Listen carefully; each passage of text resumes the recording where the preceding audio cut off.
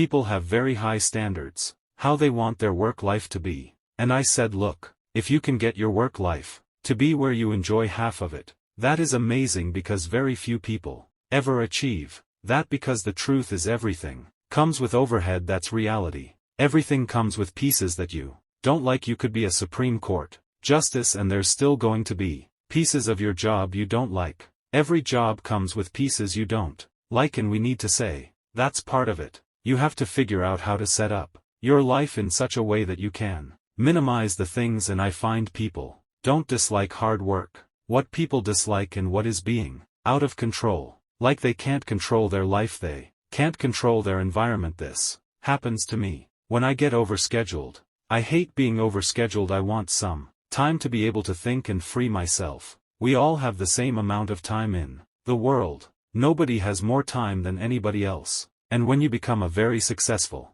person, one of the things you start to get scheduled. So a young person starting their career, I think, there are probably a lot of things. Some of them are very well known and people have heard them many times. They're still true. One of those that you should always focus on. A young person should find something that they're passionate about to do. And that's not going to surprise anyone. It's a clear thing to do. It's very hard. If you don't love your work, you're never going to be great at it. The other thing I would suggest to any young person, even before they start their career, is to really think about their choices. Because I find young people, and when I was young I made this mistake too. You can get very fixed on your gifts. So everybody has gifts. You have gifts, and you have things that you didn't get gifted. Maybe you're extremely beautiful. Maybe you're extremely good at mathematics. Maybe there are a lot of things that you can be given, but those things can confuse you because they're not the things that construct your life. It's your choices that construct your life, not your gifts. You can celebrate your gifts, be proud of them, be happy of them. Actually, don't be proud of them and be celebratory of them. But you can't be proud because they're gifts. They were given to you. You didn't earn them. You can only be proud of the things you earn. And so, as I got older, I started to realize I wasn't proud of my gifts. I was always good at school. School was always easy for me, and I was always proud that I was a great student. I got A's in all my classes. I was good at math, all of that. And I thought that's who I was, but it's not true. Those are the things that are gifts. What was hard for me is deciding to work hard, deciding to use my gifts in certain ways, to challenge myself to do things that I didn't think I could do, to put myself in uncomfortable situations. We all get, I would say to a young person, you can choose a life of ease and comfort, or you can choose a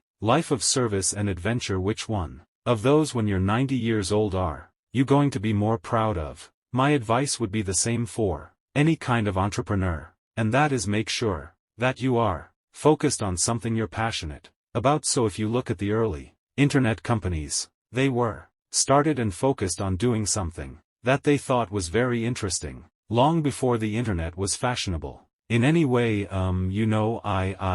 We are currently an underdog once again. We've been in business for 6 years, and there was exactly 1 year where we were not the underdog, and that was 1999. I like the underdog years because it makes I liked it when all the people we hired, their parents told them they were crazy. Like that was kind of the good era. Fortunately, it's back. In 1999, all the parents were like giving their brothers and sisters high fives. My son is working at Amazon.com. So that's a very you can't follow the fashion when you're trying to do a startup company, or I think really anything in life. But you have to, as an entrepreneur, if you're gonna build a company, pick something you think is interesting, that has the intersection of genuinely creating real customer value, and then just stay right there and let the wave catch you. Whatever it is that you want to do, there's going to be risk in your life, and risk is a necessary component of progress.